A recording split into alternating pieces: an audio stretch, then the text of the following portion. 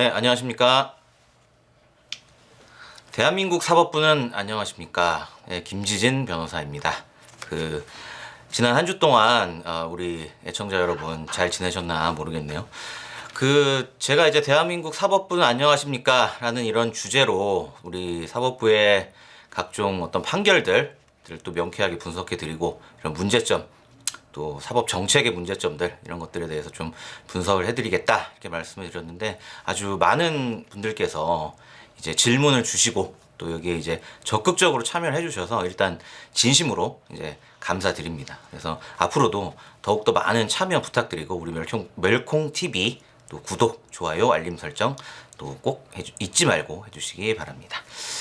오늘은 이제 우리 애청자분들께서 보내주신 또 다양한 질문들 위주로, 또 워낙에 시적절한 이제 이슈들을 댓글로 달아주셔서 또 이메일도 보내주시고 하셔서 제가 굳이 이런 질문들을 찾거나 하지 않아도 될 정도로 굉장히 수준 높고 시적절한 질문들을 이제 보내주셨어요. 그래서 이런 부분에 대해서 궁금증을 하나하나 좀 해소를 해드리겠습니다. 먼저 이제 많은 질문 중에 이제 대법원장이 지금 현재 공석인 상태죠. 최근에 이제 임명 동의안이 부결이 되면서 지금 대법원장이 공석인데, 이제 이런 이슈들이 나오고 있고 여러 질문들이 나오고 있어요. 이제 그렇게 되면 선임 대법관, 이제 대법원장이 이제 계속해서 임명되지 않는 대법원장이 공석인 사태가 계속될 경우에는 우리 법원 조직법 제13조에 따라서 일단 선임 대법관이 그 권한을 이제 대행을 하도록 돼 있습니다. 그래서 뭐 현재는 그 내용을 보면 선임 대법관으로 현재 안철상 대법관이 지금 선임 대법관의 이제 그 의무를 이제 우리 법원 조직법에 따라 수행을 하고 있는데, 이제 내년 1월에 이제 안철상 대법관이 이제 퇴임을 하거든요.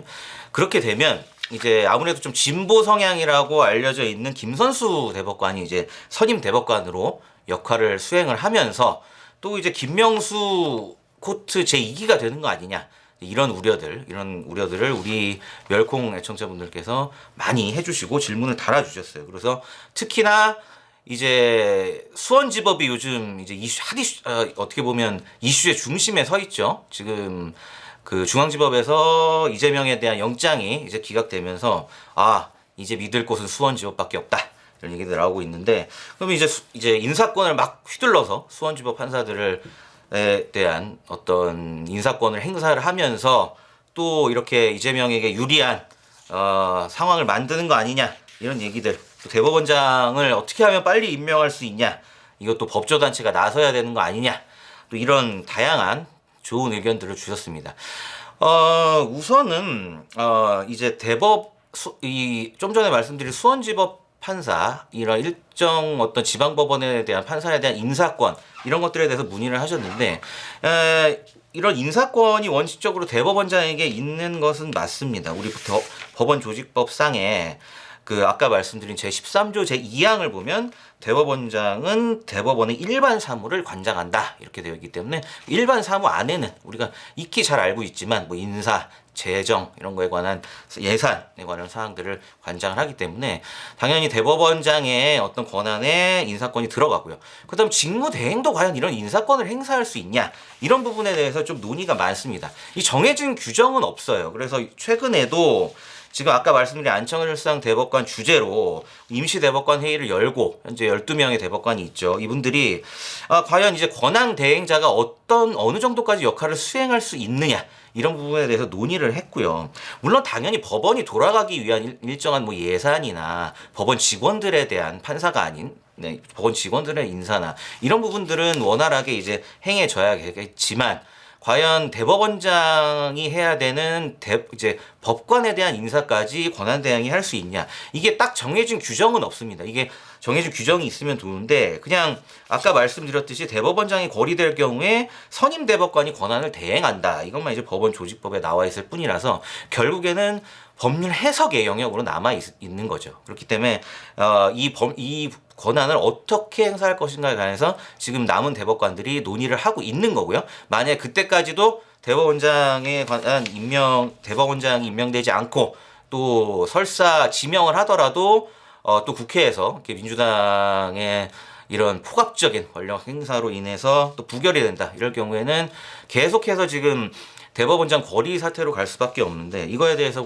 뭐 미리 좀 어떤 해석의 폭을 정해놔야 된다. 이렇게 말씀드릴 수가 있고, 근데 제 개인적인 의견은 권한 대행이라는 이런 권한 대행의 어떤 일반적인 의미를 좀 고려해야 된다. 법률 해석에서도 결국에는 확대 해석과 축소 해석이 있는데, 권한 대행은 말 그대로 권한 대행일 뿐이에요. 그러면 이 권한 대행의 역할을 굉장히 적극적으로 해석해서 뭐 인사에 관한 권리까지 전권을 갖는다, 법관 인사에 대해서, 이거는 권한 대행의 어떤 기본 개념하고는 좀 맞지를 않는 거죠. 권한대행은 말 그대로 대행 체제이기 때문에 굉장히 권한대행의 역할에 있어서는 계속해서 권한대행 역할을 이제 해석해 나가는 과정일 텐데, 이 해석을 굉장히 소극적으로 할 필요는 있는 거예요. 오히려 이걸 적극적으로 해석해서 뭐 법관의 인사나 이런 부분까지 굉장히 적극적으로 마치 대법원장의 역할을 100% 다 할 수 있는 것처럼 해석을 한다고 하면 나중에 이제 상당한 위헌의 소지도 있고 법률 위반의 소지도 있고 법원조직법 위반의 소지도 있기 때문에 이 나중에 법적으로 이 해석 자체가 크게 문제가 될 수가 있습니다. 그래서 이 부분을 지금 남은 이제 대법관 분들께서도 굉장히 좀 사려 깊게 해석을 해야 되고, 제 개인적으로는 너무 확대 해석하면서 이 권한대행의 범위를 넓힌다거나 이런 적극적인 해석은 좀 지양해야 할 상황이라고 생각이 들고요.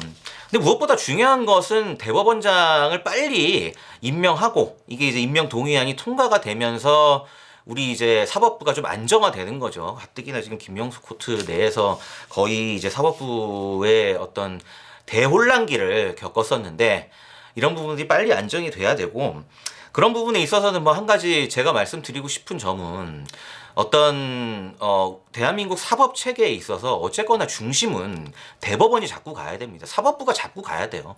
제가 이거 초창기에도 늘 이 저번 회에 첫 회에 들어가면서도 말씀드려서, 그래서 저희 코너 제목을 대한민국 사법부는 안녕하십니까로 정한 게, 자꾸 모든 사법적 이슈가 검찰 또는 뭐 법무부로 위주로 이제 쏠리는 현상이 있는데, 실제 알고 보면 나중에 그 뉴스가 되고 이런 걸 변론으로 하더라도 모든 어떤 사법적인 결정 자체는 사법부가 하게 돼 있습니다. 그래서 사법부가 빨리 안정이 되는 게 굉장히 중요하고, 뭐 조금 극단적인 비유일 수도 있겠지만 어떻게 보면 많이 이제 법조직역과 많이 비교가 되는 의사하고 비교를 한다면, 이제 의사들 같은 경우에는 사실 어떤 일원화된 조직이라는 거는 있을 수가 없어요. 각자 이제 알아서 뭐 개별 병원들이 개원해서 하는 게 있고 뭐 대학병원이 하는 게 있고 어떤 일원화된 체계라는 게 있기는 좀 어렵거든요. 근데 사법부는 그거 이제 법조 시스템은 그거랑은 좀 다릅니다.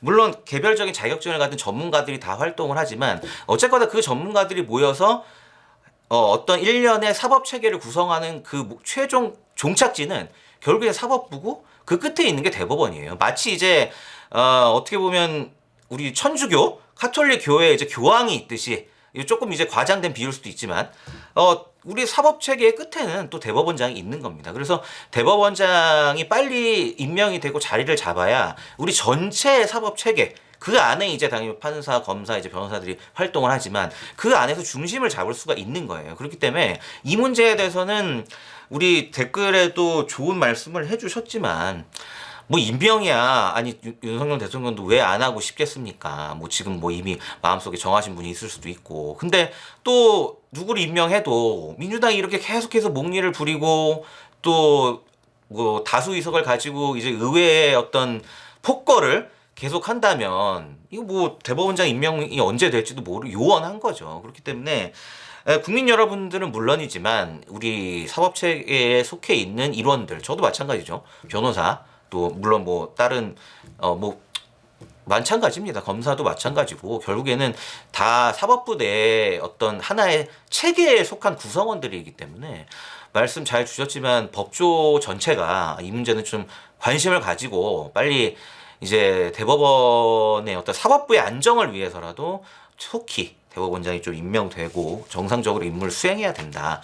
이렇게 좀 전체 어떤 큰 목소리를 내는 거 이런 부분이 좀 필요하다고 보여지고요.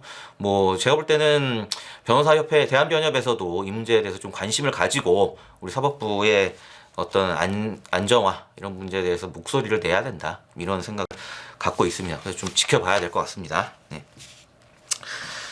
자, 그 다음에 또 질문이 많이 들어온 게 뭐냐? 아, 그렇죠. 자, 그 이재명 이제 이 위중교사 사건이 있죠. 이 위중교사 사건을 지금 오늘도 이제 이슈들이 이 뉴스들이 계속 나오고 있는데 지금 저기 서울지방법원 형사 33부에서 이거를 관할을 하고 있어요. 일단 관할을 합의부에서 각구는 있는데 이걸 이제 병합 심리를 해달라 계속해서 지금 요청을 하고 있어요. 지금 대장동 위례 대장동 사건하고 백현동 사건은 지금 병합이 돼 있죠. 병합 심리를 하고 있는 거예요. 쉽게 얘기해서 병합 심리라는 건 사건 번호가 같이 들어가는 거예요. 네. 사건 번호 우리가 이제 형사 사건이면 고노 도로 시작하는데 땡땡땡땡 뭐 고 몇 번 여기에 같이 들어가는 거 이게 바로 병합 심리라고 하는 겁니다.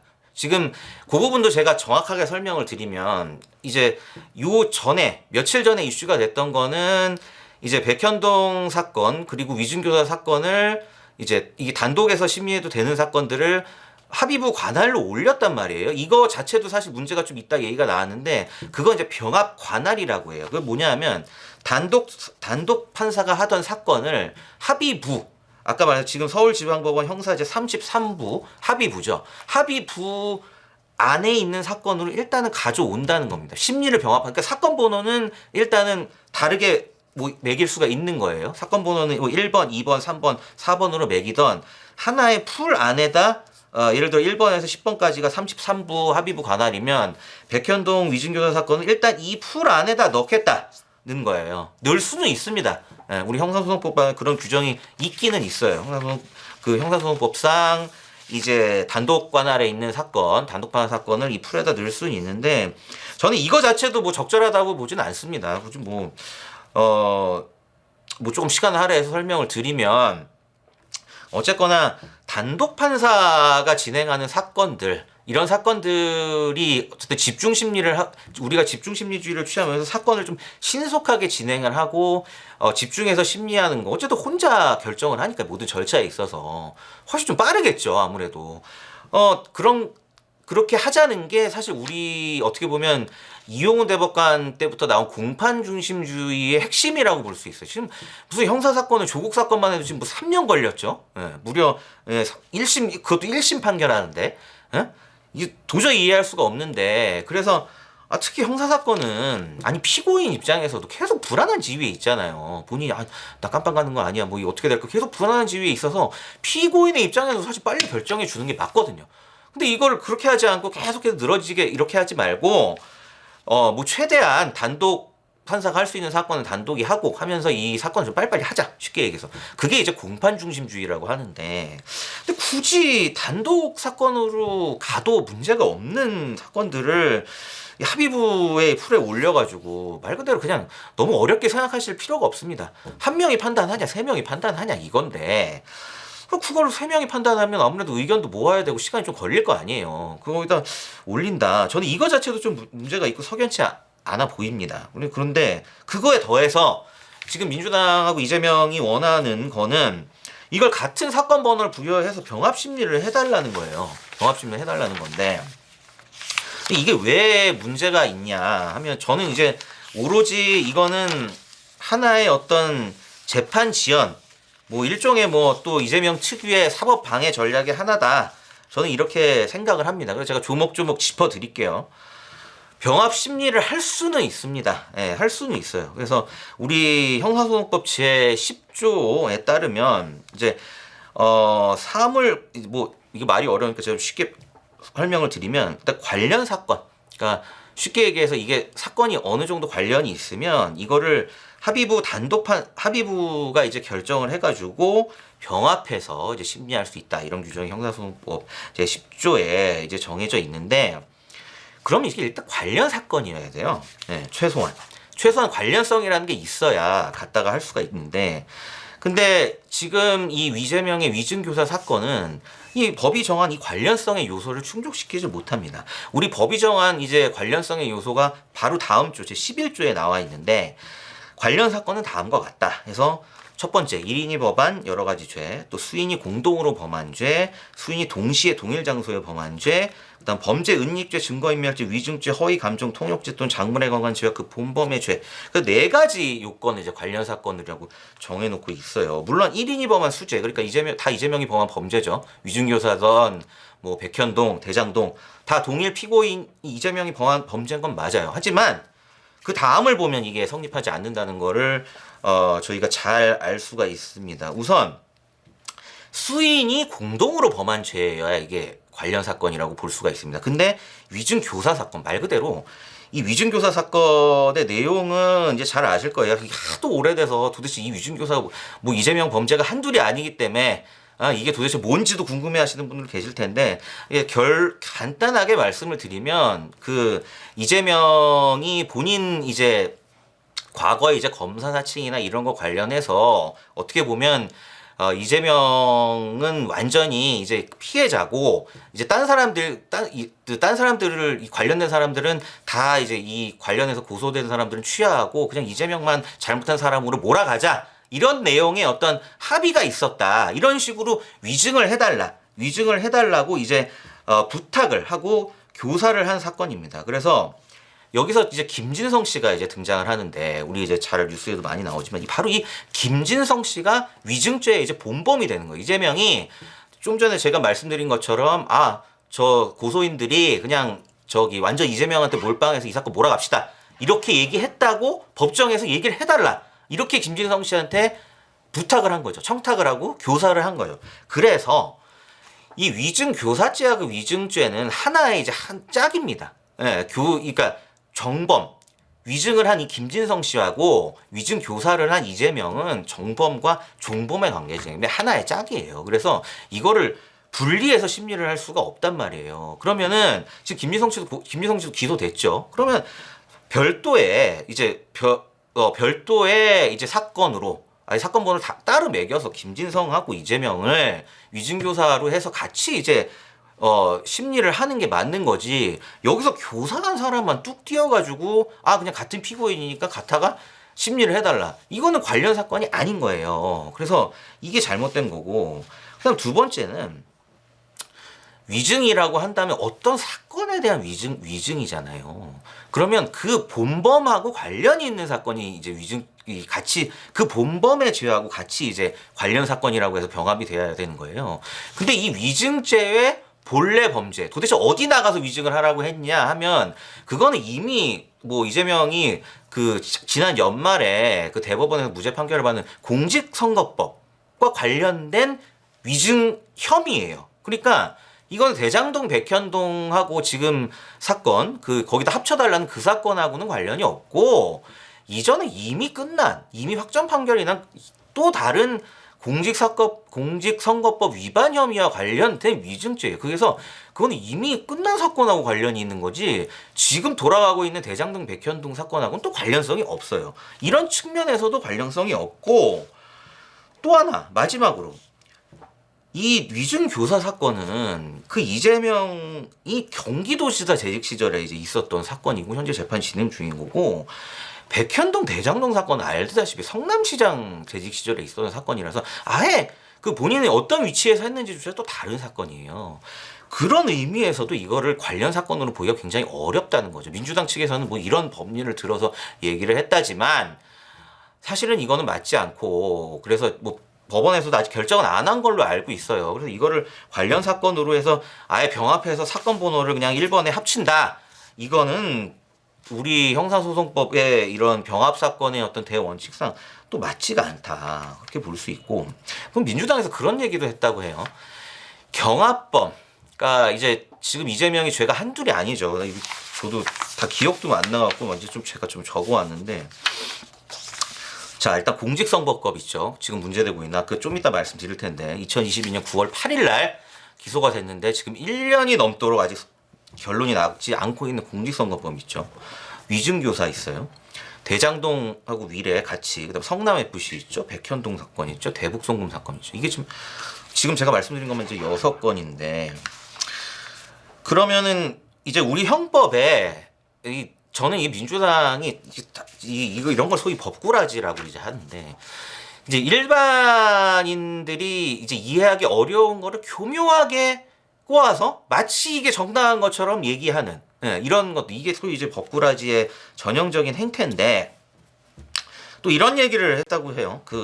우리 형법에 이제 경합범 이제 처벌할 원칙이 있는데, 이런 걸 뭐 어렵게 제가 설명드릴 필요도 없고, 이런 거 어렵게 설명하는 게 그게 이제 민주당의 어떤 작태고, 쉽게 얘기해서 그냥 여러 가지 범죄가 있으면 합쳐서 좀 제일 큰 범죄에 가중해서 이제 처벌한다, 이제 이런 규정인데, 이제 여러 개의 범죄들 지금 계속해서 재판 지금 6가지였죠. 이 6가지를 다 합쳐서 선고해야 된다고 우리 형법에 그렇게 나와 있으니까, 그러니까 합쳐서 심리해라, 이제 이 주장인데, 언뜻 보면 그럴듯해요.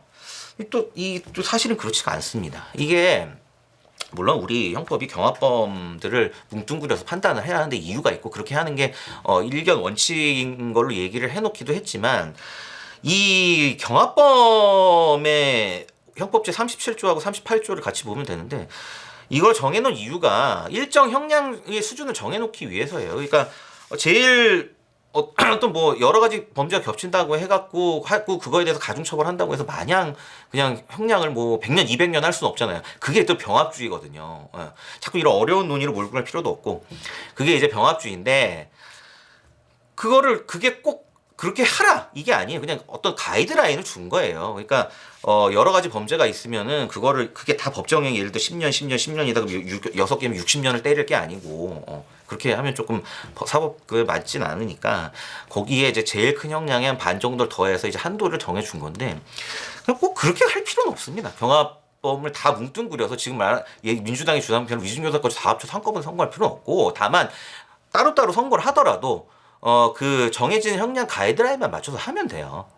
꼭 그래서 이 형법 37조, 38조에 따라서 그렇게 해야 된다? 사실 그것도 맞지 않는 주장입니다. 마치 그냥 법이 그런 것처럼 이제 자기네들이 해석을 하고 있는 거예요. 그것도 맞지 않고, 또 하나 방어권 측면에서 자꾸 방어권 하시는데, 방어권이 이렇게 잘 보장된, 이재명처럼 방어권이 현재 형사 피고인의 방어권이 잘 보장되고 있는 사람이 있을까요? 구속영장도 그렇게 정치적인 이유로 기각시키고, 소위 요즘 옛날에 유전 무죄 그랬잖아요. 어떻게 보면 유권 무죄, 무권 유죄, 힘 있으면 무죄고, 힘 없으면 유죄다, 이런 말도 나오고 있는 판국에 이재명이 방어권 얘기를 하실 그런 상황은 아닌 것 같고, 오히려 방어권의 측면에서도 이것도 맞지 않습니다. 피고인은 무조건 방어권이 엄청나게 거의 그냥 어떻게 보면 헌법 위에 있는 방어권이라고 주장하는 것 같은데, 그렇지도 않고요. 그리고 제가 말씀드렸지만 이런 게 있습니다. 아까 이제 공판 중심주의의 연장선인데, 우리 형사소송법의 이제 대원칙 중에 집중심리주의라는 게 있어요. 그것도 이제 피고인 지금 빨리 가타부터 결정이 돼야 이게 어쨌든 자신도 덜 불안할 거 아니에요. 그럼 어쨌든 집중 심리에서 빨리 이걸 끝내나, 이게 오히려 피고인한테도 더 좋다. 그리고 집중 심리주의를 택하고 있기 때문에 이런 경우에는 당연히 위준교사는 별도로 이제 김진성 씨랑 같이 해서 빨리빨리 진행한 다음에 이거 따로 판결을 하는 게, 일반적으로 피고인들은 그걸 더 좋아합니다. 본인이 어차피 무죄든 유죄든 이 불안한 상태에 있는 걸 더 싫어하거든요. 이거 이재명은 참 멘탈이 대단한 게, 자기는 계속 불안한 어떻게 보면 상황에 있어도 더 좋은가 봐요. 그냥 계속 불안해도 이게 이제 강철 멘탈이라는 거죠. 보면 그래서 결론은 이 위준교사죄를 이런 식으로 지금 민주당에서 원하는 대로 병합 심리를 이제 사건 번호 하나를 부여하는 게 모든 백현동 사건하고 같이 대장동 사건하고, 그거는 우리 법원 측에 맞지 않다, 형사소송법에 일단 맞지 않다는 걸 말씀드리고 싶고, 그럼 이유는 하나겠죠. 아까 말씀드렸듯이 시간 끌고 위준교사죄 이제 처벌이 나면 피서권고 박탈되고 모냥 빠지니까 그냥 뭐 시간 끌어보자. 또 막 증인 신청하고 뭐 어쨌든 사건 다 병합돼 있으니까 뭐 연기하고 이러면서 또 시간 계속 끌어보자. 위증교사죄는 빨리 이제 나올 수가 있어. 더군다나 이제 유창훈 판사도 위증교사죄는 상당 부분 이제 소명이 됐다고 했잖아요. 그러면은 결론이 굉장히 빨리 날 수가 있으니까 이게 무서운 거죠. 그래서 어쨌든 본인들의 어떤 개인적인 이익을 위해서 여전히 어떤 법을 호도하고 이제 사법 체계를 농락하고 있다. 이렇게 말씀을 드릴 수가 있겠습니다. 또 질문이 많아서 다음 질문으로 넘어가야 될 것 같은데요. 네. 또 이런 질문이 또 나왔습니다. 예.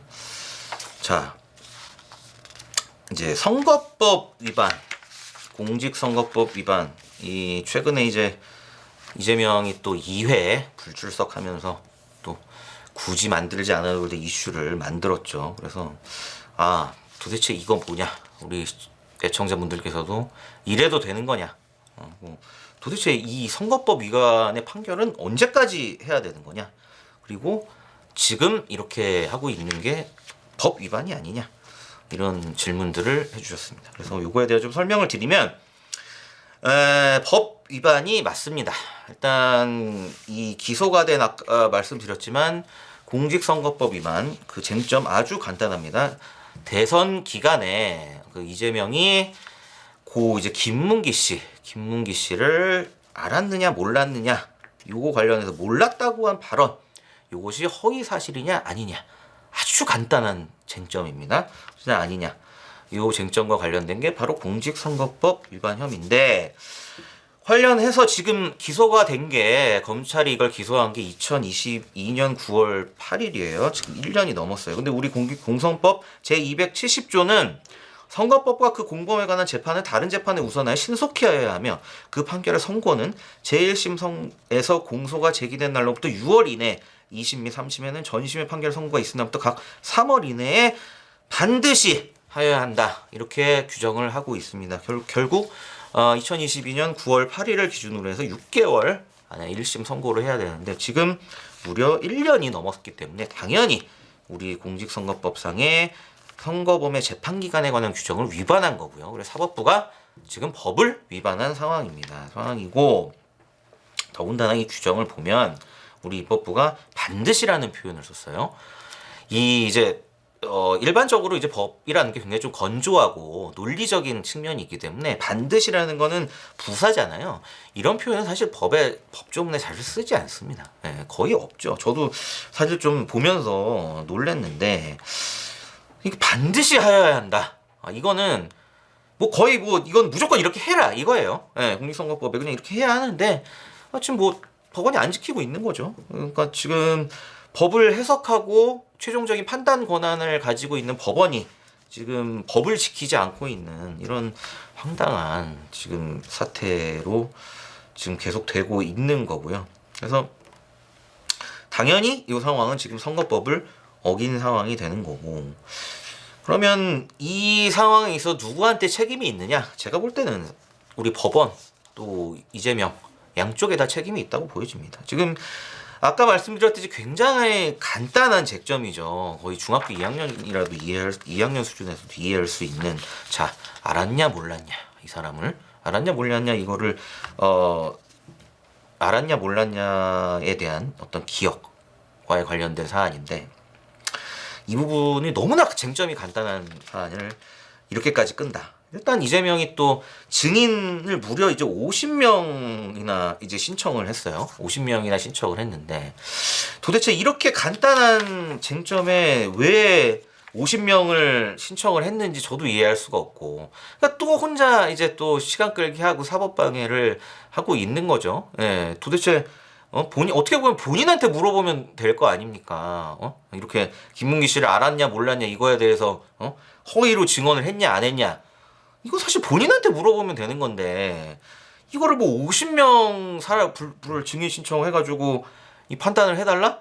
이거 자체가 그냥 시간만 끌겠다 마냥 그런 의도 아니겠어요. 문제는 법원도 이런 거를 제때 커트하지 못하고 어쨌든 말씀드리면 증인 신청을 해도 법원이 안 받아들이면 그만입니다. 예. 법원이 그냥 필요 없고 쉽게 얘기해서 그냥 50명 증인 됐고 그냥 이재명 증인 혼자 나와가지고 얘기해 보세요. 이게 도대체 어떻게 된 건지 알았냐 몰랐냐 이거 허위 사실인지 아닌지 한번 얘기해 보라. 선서하고 어떻게 보면 그냥 이렇게 하고 끝날 수도 있는 거예요. 근데 이 50명 증인에 대해서 다 하나하나 검토해주고 또 뭐 재판부가 필요하다고 판단하면 또 증인 신청 받아주고 그리고 이 증인 신문이라는 게 굉장히 웃긴 게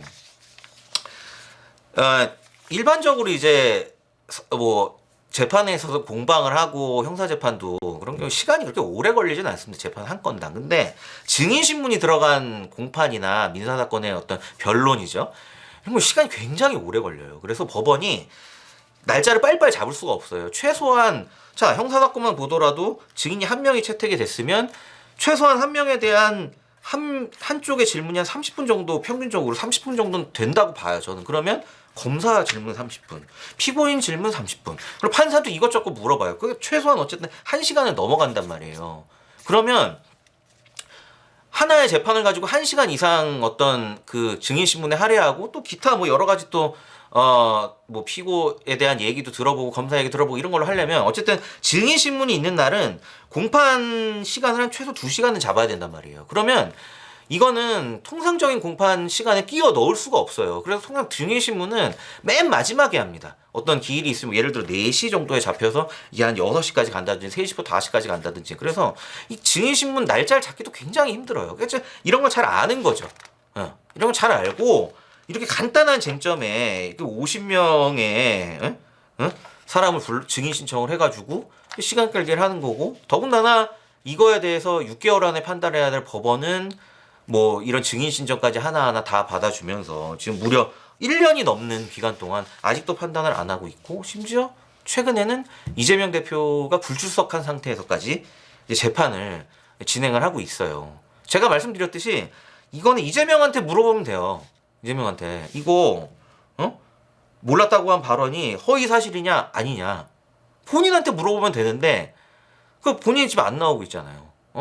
그 제일 중요한 사람은 아예 재판에 출석을 할 생각도 안 하고 물론 불출석 재판이 할 수는 있지만 공직선거법상 사실 일반 형사 사건이면 이거 구인영장 발부해서 다음 기일까지 그냥 강제 출석을 시켜야 될 사안입니다. 근데 재판부는 그냥 또 유야무야 그냥 그것도 불출석 재판한다. 그럼 언제까지 불출석 재판 할 거냐? 정작 이재명의 얘기를 들어봐야 되는데 그럼 이재명 나올 때까지 그럼 불출석 재판을 할 겁니까? 그때까지 증인신문 하면서 뭐 이 간단한 쟁점 가지고 2년 3년 끌 겁니까? 참 답답하고 우리 뭐 물론 어쨌든 1차적인 책임은 이재명한테 있지만 이렇게 그 이재명의 어떤 사법 방해를 어떻게 보면 적극적으로 막고 또 사법 정의를 실현해야 하는 법원이 이런 사법방해 술수에 놀아나고 있는 이 상황을 보면서 좀 굉장히 좀 참담함을 금할 수가 없고요.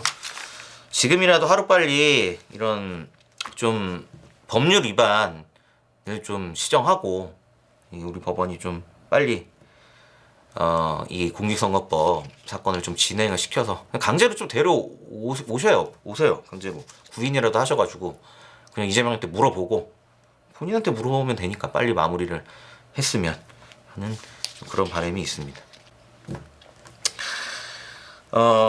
다음 질문이 되게 많아서 좀 선별하기가 어려움이 있었는데 자 이재명 재판 자 어떻게 진행되고 있습니까?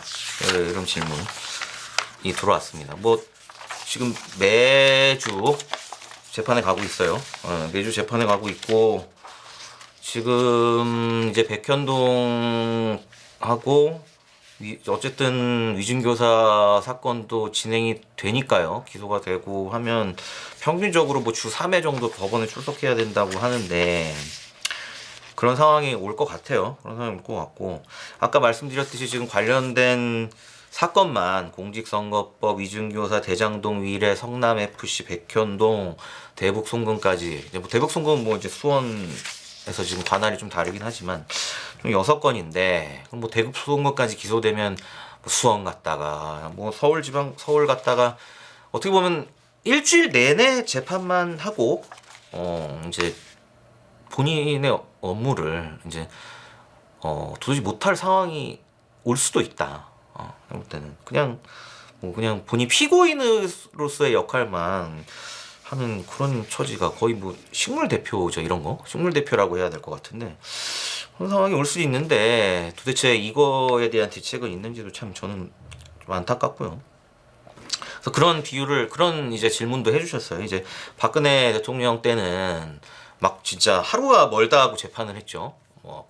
주 4회, 5회 막 불러다가 계속해서 재판을 하고 했는데 이게 이제 소위 집중 심리주의인데 근데 이재명 재판 뭐 이재명 재판도 이재명 재판이고 뭐 조국 사건 같은 경우에 무려 1심 재판도 3년이 걸렸잖아요. 뭐 3년 걸리고 더군다나 이재명 재판도 뭐 주 3회 출석 재판이 열린다 해도 뭐 본인도 지금 안 나오기도 하고 뭐 계속해서 지금 사법 방해하면서 지금 시간 끌려고 하는데 결론은 그냥 질문 핵심은 이거 같아. 이거 도대체 언제 끝나냐? 이재명 재판 언제 끝나냐? 답답하다. 박근혜 전 대통령은 그렇게 불러서 하더니 이게 뭐냐? 도대체 차이가 뭐냐? 너무 오래 걸린다. 뭐 여러 가지 이유가 있겠지만 결론은 명쾌하게 설명드리면 구속이 안 돼서 그래요. 근데 구속 상태에서 재판을 받았잖아요. 박근혜 전 대통령은. 그러니까 일단 피고인이 구속된 상태면 그냥 법원 마음대로 부르는 거예요. 그냥 그 상태에 있으면 뭐 따로 뭐 어떤 피고인의 물론 뭐 민사재판하고는 다르게 이제 피고인의 어떤 개인적인 사정까지 다 들어주진 않지만 그래도 뭐 피고인이 어떤 특수한 사정이 있다 그러면 좀 재판이 미뤄질 수도 있고 또 여러 가지 뭐 소위 방어권 행사한다는 차원에서 재판부에 뭐 이런저런 뭐 신청도 하면서 미루고 재판을 할 수도 있어요. 그런 방법들이 지금 그러고 있죠 이재명이. 그러고 있는데 이게 딱 구속이 되잖아요. 그러면 그냥 쉽게 얘기해서 구속이 된 피고인은 굉장히 무기력해집니다. 그다음 자체가 저도 이제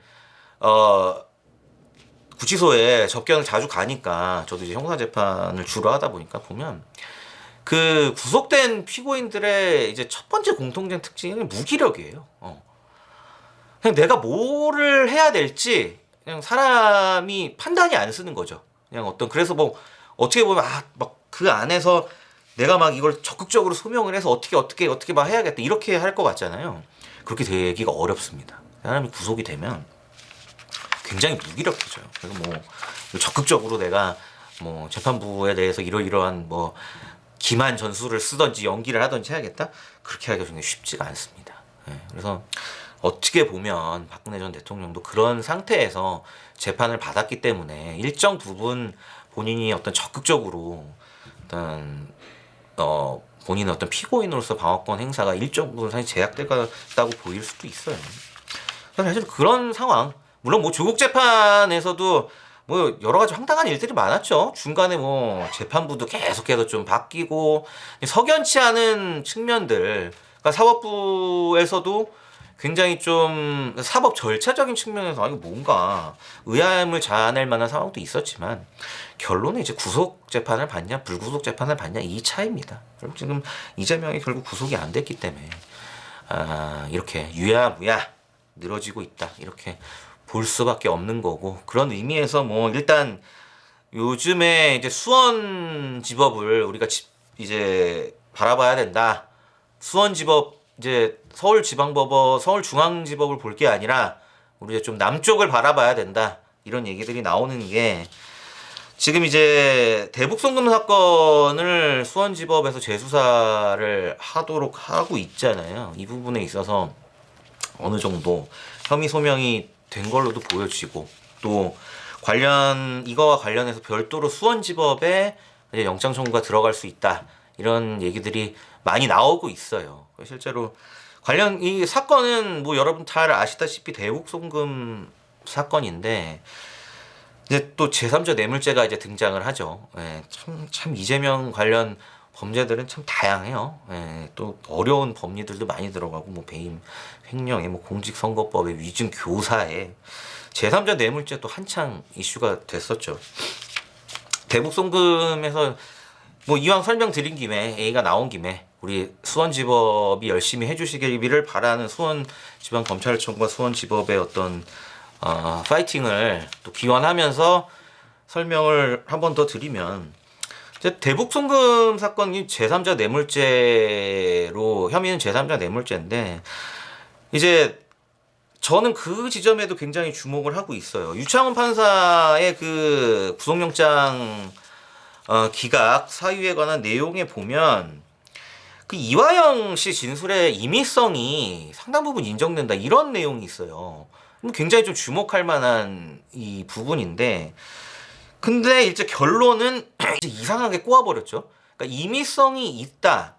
이화영 진술의 임의성이 인정이 되면 당연히 혐의도 인정이 되고 그러면 구속이 돼야 되는 게 맞는데 인정은 되는데 이건 또 구속소에는 아니다고 했단 말이에요. 좀 이 점 참 이해가 안 가는 측면이 있는데 근데 이 부분이 이제 대북 송금 사건하고 좀 연계지어 보면 굉장히 희망적인 생각을 갖게 할 수도 있다고 보여져요. 결국에 대북 송금에 있어서 지금 남은 쟁점이 두 가지인데 그러니까 이화영 진술에 임의성이 있다 하면 결국에는 이재명이 알았다는 거거든요. 이 내용을. 대북 송금을 알았다는 거니까 구속영장 기각 사유에 나온 이 이화영 진술에 대한 어떤 임의성 인정 이 부분이 대북 송금 사건 지금 수원지방검찰청과 수원지법에서 진행될 사건에 상당히 큰 영향을 끼칠 수가 있다. 그리고 또 하나는 이제 북한과의 어떤 연관성이겠죠. 이제 제3자 뇌물죄, 이 제3자 대북 송금에서 제3자 뇌물죄 제3자는 북한인데 북한에 돈을 준 거니까 800만 불, 한 100억 정도 되죠. 참고로 이제 100억 정도의 뇌물이면 특정 경제가중처벌법상에 이제 무기징역도 가능한 뇌물죄에 해당하고 인정이 되면은요. 그래서 엄청난 범죄입니다. 예, 엄청난 범죄예요. 우리 정치권이 그래도 우리 예전에 사법 여러 이제 노력에 의해서 물론 사법부도 많이 노력을 했죠. 그래서 뭐 우리 시청자분들께서는 뭔 소리야 그럴 수도 있겠지만 그래도 조금씩은 청렴해졌습니다. 예. 예전에 많이 기억에서 잊혀졌겠지만 성완종 사태에서도 문제가 된 부분은 이 뭐 비타500 박스에 꽉 차서 3천만 원 정도 이제 들어가는 그 정도인데 그거 한 박스 받았냐 안 받았냐니까 뇌물 액수가 좀 옛날보다 많이 이제 낮아졌어요. 예전에 이제 과거 뭐 권위주의 정부 시절에는 막 100억 1000억 이렇게 갔는데 근데 이 맑아진 물에 이제 분탕질을 한 게 이제 이재명인데 그게 지금 100억대만 해도 2개가 넘습니다. 성남FC도 133억 정도 되죠. 그리고 대북 송금 사건도 이제 800만 불이면 100억이 넘어가는 거예요. 두 개 합쳐 어쨌든 하나만 해도 특경법상 무기징역이 가능한 어마어마한 범죄에 해당을 하는 거고. 그래서 그런 문의도 하십니다. 북한 이 제3자인데 그러니까 성남 FC 구단이 제3자인 건 너무 이해가 잘 가겠어. 근데 북한이 제3자? 이건 뭐야? 제3자 되죠. 그냥 쉽게 얘기해서 내가 그 제3자를 통해서 나도 이익을 볼 수 있다. 그게 이제 제3자 뇌물죄예요. 쉽게 얘기해서 뭐 뇌물을 나만 받는 거는 오히려 교묘하게 받는 사람은 내가 잘 안 받잖아요. 쉽게 얘기해서 배우자. 배우자. 아내가 나 대신 받았다. 그럼 결국에 나도 이익이잖아요. 그래서 이런 게 이제 제3자 뇌물죄인데 대북 송금 사건에서는 뭡니까? 당시에 이재명 대표가 아주 북한에 가고 싶어서 어떻게 보면 이 거짓 평화지만 이 거짓 평화의 이미지를 갖는 게 어떻게 보면 민주당에서는 굉장히 중요하잖아요. 그래서 어떻게 보면 그거 한번 가기 위해서 뭐라도 한번 해보기 위해서 엄청 구애를 해야 될 상황이었잖아요. 북한에 대해서. 그러니까 결국에는 북한하고 당시에 이재명의 관계는 굉장히 특수한 이해관계가 있다고 보여지는 거죠. 그래서 북한에 돈을 보내면 결국엔 이재명에게 정치적 이득이 되는 거니까 상당히 말이 되죠. 북한을 좋아하는 겁니다. 그게 지금 계속해서 나타나고 있잖아요. 지금 어떻게 보면 이재명은 본인이 최근 국회에 신원식 장관한테 한 질문을 보면은 자기가 이제 북한하고 어떤 특수 이해관계다 이거를 전 자백했다고 보여집니다. 아, 이재명 드디어 자백했다. 본인의 북한과의 특수 이해관계를. 북한한테 지금 뭐 핵 만들고 핵무기로 우리 위협하는 이제 북한한테 살살해라. 북한 위협하지 말라. 어? 그것도 통일부 장관한테 한 얘기도 아니죠. 아, 뭐 통일부 장관이야. 뭐 대화, 뭐 북한하고 대화를 하기도 해야 되니까 그렇게 얘기할 수 있겠지만 어쨌든 북한을 주적으로 상정하고 대한민국 안보를 굳건히 지켜야 할 국방부 장관한테 아니 북한 억압하지 말라는 이런 질문을 한다? 본인이 북한하고 특수 이해 관계라는 소리입니다. 그래서 저는 그게 어떻게 보면 이재명이 본인의 대북 송금 사건에 본인이 유죄다 이렇게 자백한 게 아닌가 저는 감히 그렇게 말씀을 드리고 싶고 그래서 요 관련 사건에서 우리 성남 아니고 수원지검하고 수원지법이 좀 더 파이팅해서 이재명이 구속이 돼야 재판이 빨리빨리 그럼 그때부터 이제 막 불러도 되거든요. 주 4회 부르고 뭐 5회 부르고 그래서 재판이 될 수 있다. 그런 의미에서 이번 중앙지법 유창훈 판사의 이 구속영장 기각은 굉장히 좀 아쉬운 그런 부분이 있다. 아까 말씀드렸듯이 무권 유죄, 유권 무죄가 아니냐. 그때 구속을 했었어야지 하는 거죠. 실례로 그 논리적인 무권 유죄, 유권 무죄가 맞는 게 하나만 뭐 예를 들어보면 위증교사가 소명이 됐대요. 그 구속영장 청구서에 보면 위증교사가 소명이 됐다. 그러면 이 사람은 위증교사를 한 사람이 맞다는 거잖아요. 위증교사를 한 사람. 그러면 위증이라는 게 어디에 대한 위증입니까? 재판부에 대한 위증이잖아요. 아까 제가 설명드렸듯이 김진성 씨가 재판에 나와서 그렇게 얘기해달라고 교사했다는 거 아니에요. 쉽게 해서 재판부를 속이려는 사람이라는 게 입증이 됐다 이거 아닙니까? 구속영장 청구서의 내용은? 하나의 주요 내용은? 그러면 재판부를 속이려는 게 입증이 된 사람이 증거인멸에 우려가 없다? 너무 이상하잖아요. 이게 도대체 무슨 소리죠? 아니 위증교사 재판부를 속이려는 건 충분히 입증이 됐다는데 증거인멸에 우려가 없다. 앞뒤가 안 맞잖아요. 그래서 저는 그 구속영장 기각 사유 유일한 사유는 그냥 이재명이 야당 대표라서 그렇다. 저는 솔직히 그렇게 명쾌하게 결론을 내고 싶어요. 그래서 법률적으로 참 맞지 않았고 수원에서 영장이 청구가 된다 하면 이 부분 아까 말씀드린 부분 지금 이재명과 어떤 북한의 관계 그다음에 이화영 진술의 임의성이라는 게 자발적이라는 뜻입니다. 네, 이것도 많이 문의를 하시는데 그래서 그런 부분들이 좀 명쾌하게 밝혀져서 이제 좀 다른 결과가 나오기를 저도 좀 진심으로 이제 바라보겠습니다. 무거운 주제들이 이제 4가지가 계속 됐는데요. 이제 조금 시의성 있는 주제를 하나 좀 저도 가져와 봤습니다. 그래도 그런 것도 좀 필요할 것 같아서 시의성 있는 주제를 하나 선택을 해봤는데 요즘 이제 여러 사회부 기자들이나 이제 사건 사고 하는 뉴스 프로그램에서 뭐 저한테도 하는 얘기가 요즘 뭐 전총조 남연이 없으면 뉴스가 진행이 안 된다. 그래서 일견 맞는 얘기인 것도 같고요. 그렇다고 뭐 이 자리에서 제가 그 사건에 대해서 뭐 브리핑을 해드리고 이러고 싶지는 않고요. 그래도 우리 격조 있는 멸콩에서 그건 좀 그렇고 어쨌든 나중에 문제가 될 수 있는 사안으로 저는 하나 좀 설명을 드리고 싶어요.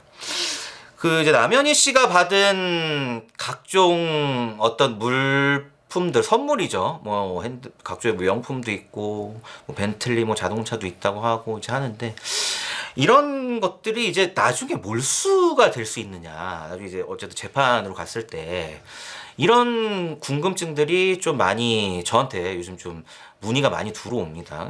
뭐 굉장히 의미 있는 질문이에요. 왜냐하면 그게 이제 전청조의 사기 피해 금액으로 볼 수 있는데 이런 부분들을 어쨌든 뭐 피해자한테 피해 회복을 좀 시켜줘야 될 거 아니에요. 그러니까 과연 근데 이게 남현이한테 이게 전청조 같지 않고 이걸 또 제3자한테 선물로 줬어요.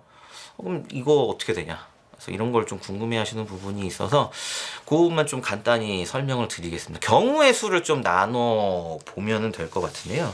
일단 제가 섣불리 판단하기 어렵지만 뭐 그런 얘기들도 나오고 있어요. 남현 씨도 공범이 아니냐, 뭐 이런 얘기들도 나오고 있는데 실제 그렇게 판단이 된다고 한다면 뭐 이제 전청조 씨는 뭐 사기죄가 거의 분명해 보이니까. 선생님 사기죄의 공범이 된다고 하면 어떻게 될 것인가? 그런 경우에는 사기죄 공범이 될 경우에는 우리가 이제 그 사기 피해 어떤 물품이나 피해 금원에 대해서 몰수나 이제 법원에서 환수 조치를 할 수가 있습니다. 그래서 그건 뭐 어떻게 보면 당연한 거죠. 피고인 사기 범죄자의 어떤 그 범죄 수익이니까요. 남현 씨가 실제 그렇게 된다면 그럼 그건 이제 몰수를 하면 되는 거고요. 근데 그렇지 않다. 공범이 아니다.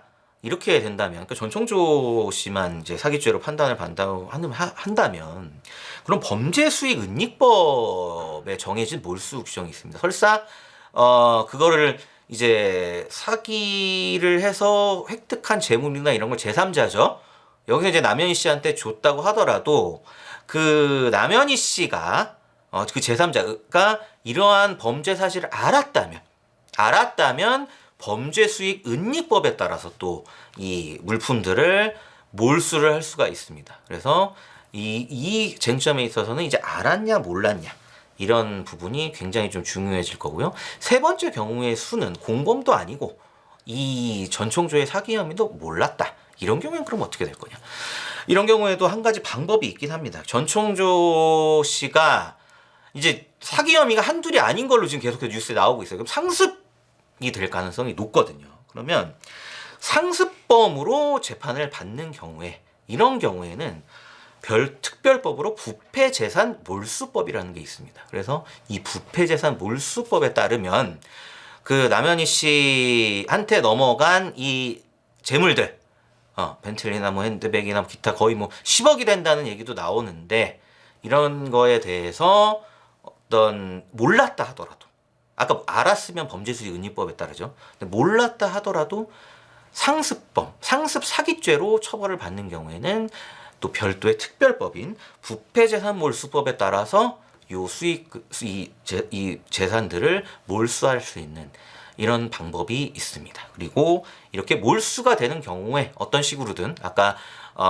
공범이던 아니면 범죄수익은닉법에 따라서 이 사실을 알았던 아니면 부패재산몰수법에 따라서 모르더라도 상습사기죄로 처벌돼서 몰수가 되던 일단 몰수가 되면 피해자들이 신청하는 경우에 피해자 신청이나 어떤 법원 판단에 따라서 이 피해자들에게 관련 몰수 재물들을 환부해 줄 수 있는 이런 규정이 마련이 돼 있습니다. 물론 뭐 실제 사례는 돈을 이제 받아서 피해자들은 돈을 받아서 그걸 이제 명품을 사줬으니까 피해자들이 나는 그냥 벤틀리로 받을게요 뭐 이렇게 하진 않겠죠. 그럴 경우에 이제 그걸 환가라고 하는데 그건 이제 추징에 해당하는 건데 몰수품들은 이제 나중에 공매도라고 하거든요. 우리가 이제 공매 물품이라고 해가지고 몰수한 물품들을 이제 국가에서 경매를 하는 시스템이 마련이 돼 있어요. 그래서 공매를 해서 예를 들어 뭐 벤틀리를 공매를 해서 3억에 팔았다. 그럼 이제 그 부분을 피해자들한테 피해 회복을 위해서 전달할 수 있는 이런 시스템들이 그래서 마련이 되어 있고요. 그래서 그 남현희 씨가 취득한 이 선물 받은 물품의 몰수와 관련해서는 총 이제 경우의 수를 나눠서 우리가 좀 생각을 해봐야 된다. 이렇게 설명을 드릴 수가 있겠고요. 뭐 글쎄요, 굉장히 좀 어떻게 보면 안타깝기도 하고 좀 합리적으로 이해하기 좀 어려운 그런 이슈인 것 같은데 근데 이게 계속해서 어쨌든 두 사람이 언론에 나와서 좀 얘기를 하고 있죠. 본인 얘기를. 계속해서 또 루머가 확대 재생산되고 있는 것 같아서 저도 좀 그런 부분에서는 좀 안타까움이 있습니다. 그래서 좀 사회가 너무 혼탁하다. 뭐 가뜩이나 이재명 때문에 혼탁한 거에 더해서 이제 이렇게 전총조 씨 일까지 더해지고 여러 가지로 이 사회가 너무 혼탁하다. 그래서 좀 아쉬운데요. 안타깝고, 그래서 이럴수록 우리 코너 제목처럼 우리 사법부가 안녕하셔야, 사법부가 중심을 잡고 돌아가야 아무래도 사회가 안정되는데 굉장히 중요한 역할을 하니까요. 아니 뭐 사실 뭐 전정조 씨 문제도 사법부랑 관련이 없는 게 아니에요. 이 몰수 판결도 재판부에서 하는 거니까. 그런 부분에 있어 조속히 중심을 잡아주셨으면 좋겠습니다. 그래서 오늘 준비한 이슈들은 여기까지고요. 너무 중요한 주요 이슈들을 항상 잘 이제 질문을 보내주고 계셔요. 그리고 너무 감사드리고, 앞으로도 저희 김지진 변호사의 이 사법부는 안녕하십니까 코너 늘 많이 시청해 주시고, 항상 그 질문 언제든지 열려 있습니다. 댓글 그리고 이메일을 통해서 다양한 사법부에 관련된 또 어떤 뭐 사회적으로 어떤 판결이라도 좋아요. 나 이 판결 좀 궁금하다. 이게 어떻게 된 건 좀 알고 싶다. 나 좀 상식적으로 이해가 안 가는데 설명 좀 해주세요. 비단 뭐 이재명이 아니더라도 이런 이슈들이 있으면 언제든지 댓글, 이메일을 통해서 보내주시면 저희가 최대한 또 궁금증을 해소해 드리도록 노력하겠습니다. 그래서 오늘 준비된 내용은 여기까지고요. 저희 다음 시간에 뵙도록 하겠습니다. 항상 구독, 좋아요, 알림 설정 잊지 말아 주십시오. 시청해 주신 여러분, 네, 감사합니다.